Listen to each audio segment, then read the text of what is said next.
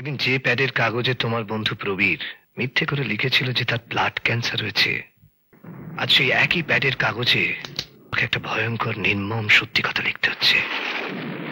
না না, এ অন্যায়, এ অপরাধ। সবকিছু ফিরিয়ে দিয়ে তুমি আবার তা কেড়ে নিতে পারো না। You can't do it. আমি সব জানি। ডাক্তারবাবুর ভাই তপন একটু আগে এসে আমাকে সব বলে গেছে। আর মাসিমা? সুন্দর হয়েছে, তোর প্রতিটি শাড়ি সুন্দর হয়েছে। আরে তোমার পছন্দের প্রশংসা করতে হয়। জানো বাপি, হ্যাঁ, আমি তোমার জন্য একটা আর প্রবীরের জন্য দুটো স্যুট করতে দিয়েছি। Very good, thank you thank you thank you. মা, মুখ ভার করো না, তোমারও শাড়ি আছে দুটো। Sweet of you. বাহ, বেশ বেশ সুইট টুইট হলো, বেশ। হ্যাঁ, তোমার শোনো, তোমার বিয়ের পর তো হরিদ্বারে গিয়ে থাকতে হবে। কেন? ব্যাংকে তো টাকা পয়সা কিছু থাকবে না। আমি দেখছি। হ্যালো হ্যালো উর্মিলা, প্রবীর হঠাৎ অজ্ঞান হয়ে গেছে। হোয়াট? তোমাদের জন্য ফ্ল্যাট দেখতে গেছিলাম, তারপর? এখন ওকে বাড়িতে নিয়ে এসেছি। আমি আমি আমি এখনই আসছি। ওকে। কি ব্যাপার মা? প্রবীর দেবাশিসের সঙ্গে বাড়ি দেখতে গিয়ে হঠাৎ অজ্ঞান হয়ে গেছে, এখন খুব জ্বর। ডাক্তার এসেছে, তাই দেবাশিস ফোন করলো। আমি যাচ্ছি বাপি। আপনি কিছু চিন্তা করবেন না, ও দেখবেন কালকে একেবারে চাঙ্গা হয়ে উঠবে। দেবু, আমি বরঞ্চ নার্সিংহোম থেকে কাউকে পাঠিয়ে দিচ্ছি, সে এসে ব্লাডটা নিয়ে যাবে। রিপোর্ট পেলে আমি ওষুধ দেবো, কেমন? চলি তাহলে। ওকে। এই তো সুন্দরী, কি ভয় দেখেছো প্রবীরকে? ভয়? হ্যাঁ, হয়তো বলেছো বিয়ের পরে এটা চাই সেটা চাই, আর সেই জন্য জ্বরে একেবারে কাবু হয়ে গেছে বেচারা। চলি তাহলে। ও হ্যাঁ, তোমরা যে কেউ বিকেলে নার্সিংহোম থেকে এসে রিপোর্টটা নিয়েছো, কেমন? চলি ব্রাদার, ঠিক হয়ে যাবে, কেমন? যাক বাবা, বাঁচা গেল। উর্মিলার হাতে তোকে তুলে দিয়ে আমি একেবারে তীর্থে চলে যাব। গেলেই হলো, আমাদের ছেড়ে তুমি কোথাও যেতে পারবে না। পাগল ছেলেটা আমার।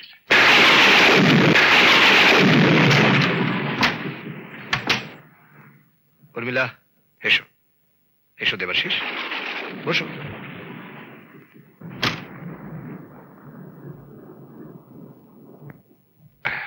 তোমরা দুজনেই এসছো, ভালো হয়েছে। বাইরে কিরম বৃষ্টি আসছে দেখেছো?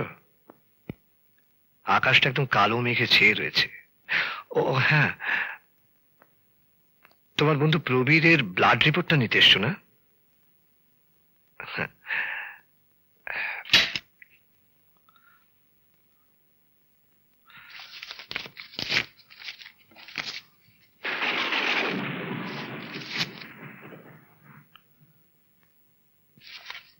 জানো দেবাশিস, একদিন যে প্যাডের কাগজে তোমার বন্ধু প্রবীর মিথ্যে করে লিখেছিল যে তার ব্লাড ক্যান্সার হয়েছে,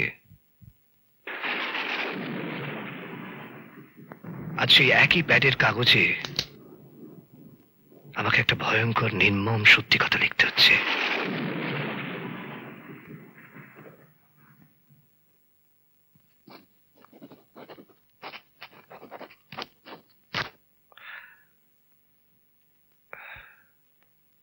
He is suffering from leukemia. No! Blood cancer. Third stage. শেষ অবস্থা।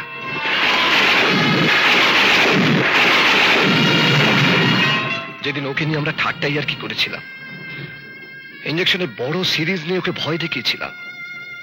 জানো না, বাদরটা সেদিন যদি রিপোর্টটা না দেখাতো, সত্যি সত্যি যদি ওর ব্লাডটা আমি পরীক্ষা করতে পারতাম, তাহলে চিকিৎসার একটা সুযোগ হয়তো আমি পেতাম। ইউ আর রং ডক্টর, আপনি মিথ্যে বলছেন।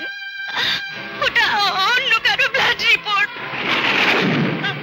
মিথ্যে হলে আমি সবচেয়ে খুশি হতাম, কিন্তু দিল না আমাকে, আমাকে একটু সময়ও দিল না। নইলে দেবাশিস, আমি তোমাদের বলতাম ওকে বিদেশে নিয়ে যাও, ব্লাড ট্রান্সফিউশন করাও। উর্মিলা, মনটাকে শক্ত করে আমার মতো একজন হৃদয়হীন জল্লাদের মুখ থেকে আর একটা সত্যি কথা শোনো, উপতায়ের বিয়ের দিনটা পার করতে পারবে না।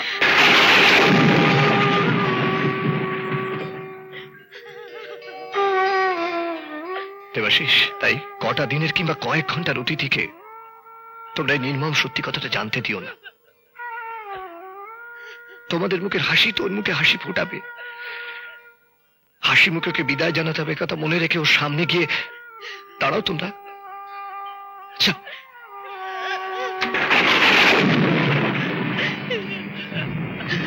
দেবাশিস, পৃথিবীতে এমন কিছু লোক থাকে যাদেরকে সবাই ভালোবেসে ফেলে, তো আমিও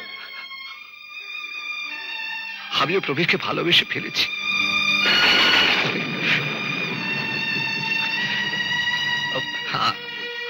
আমি যাই, আমার আশ্চর্য পেশেন্ট বসে রয়েছে আর আমি এখানে, আমি যাই।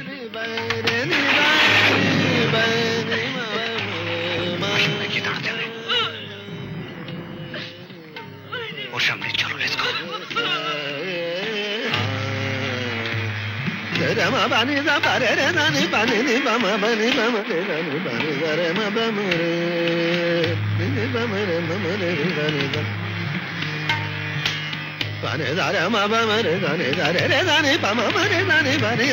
আমিও সামনে গিয়ে কি করে দাঁড়াবো?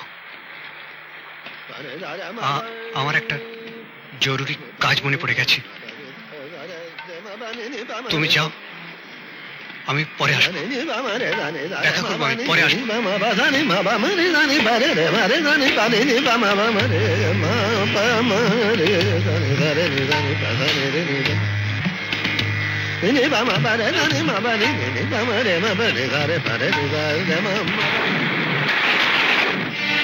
না না, এ অন্যায়, কি অপরাধ। সবকিছু ফিরিয়ে দিয়ে তুমি আবার তা কেড়ে নিতে পারো না। You can't do it. কিছু কি করা যায় না? কিছু কি করা যায় না বাপি? করার আর সময় দিল কোথায় মা? থার্ড স্টেজ, তার মানে মৃত্যুকে দরজার সামনে দাঁড় করিয়ে রেখে ও সকলের কাছ থেকে বিদায় নিতে এসেছে। কতক্ষণ রোগে আটকে রাখো বর্মা? আমি ওকে বড় মুখ করে বলেছিলাম, আশীর্বাদ করেছিলাম, তুমি দীর্ঘায়ু হও। আমার সেই আশীর্বাদকেও মিথ্যে প্রমাণ করে দিয়ে কি হয়ে গেল? আমি বা কোন মুখে ওর সামনে গিয়ে দাঁড়াবো? ওকে ছাড়া আমি বাঁচবো না, ওকে ছাড়া আমি বাঁচবো না বাপি। না বলিস না মা, বলিস না, তুই অমন কথা বলিস না, মিথ্যে করে অমন কথা বলিস না। দেখলি না প্রবীরটা মিথ্যে করে যা বলেছিল, ওর জীবনে সেটাই সত্যি হয়ে গেল। অমন কথা বলিস না মা। কাল ব্লাড রিপোর্টটা পেয়ে গেলি, অথচ আমাকে জানিয়ে গেলি না। উর্মিলাও গেছিল, সে ওখান থেকে চলে গেল। না মানে আমি বৃষ্টিতে একদম ভিজে গিয়েছিলাম। আর তাছাড়া ব্লাড রিপোর্টে কিছু পাওয়া যায়নি, ডাক্তার ওষুধও দিল না। তাহলে আমার কিচ্ছু হয়নি না? না, কিছু হয়নি, কিছু হয়নি। দেখ প্রবীর, আমি একটা ব্যাপার করছি। তোর বিয়ের কিছুদিন পরে, এই 3-4 দিন পরে আমি তোকে আমেরিকা নিয়ে যাব। হ্যাঁ, উর্মি, আমেরিকা নিয়ে যাচ্ছে হানিমুন করাতে? ইডিয়েটটা আমাকে ভীষণ ভালোবাসে। আচ্ছা, তোমার বিয়ের শাড়ি গয়না কেনা হয়ে গেছে? কোন এসেছে না, তোমাকে দারুণ দেখাবে জানো। চুপ করো, তুই বেশি কথা বলিস না, বেশি কথা বললে তোর কষ্ট হবে। তোদের কষ্ট দেখে আমার আরো বেশি কষ্ট হচ্ছে রে ভাই। সত্যি কথা বলতে না পারার যে কত কষ্ট।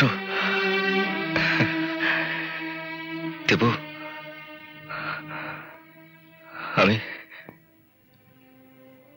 আমি সব জানি।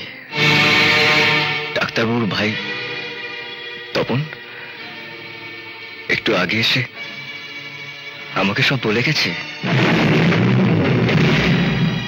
আর মাসিমা? মাসিমা সব জানি? ঠাকুর আমার স্বামীকে বাঁচিয়ে দেন। আমি মার কাছে যাচ্ছি। দেবু, বল। আবার উঠছিস কেন? শোনা চুপ করে। মনে আছে ছোটবেলায়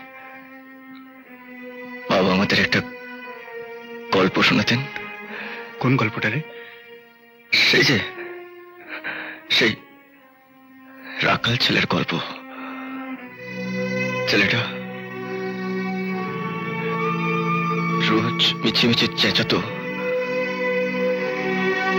বাঘ এসেছে বলে। আর গায়ের লোকে সব দৌড়ে আসতো, এসে দেখতো বাঘটা কিচ্ছু নেই। ছেলেটা হাসতো। একদিন সত্যি সত্যি বাঘ এলো। ছেলেটা চেঁচালো বাঘ এসেছে বলে, কিন্তু সেদিন আর কেউ এলো না।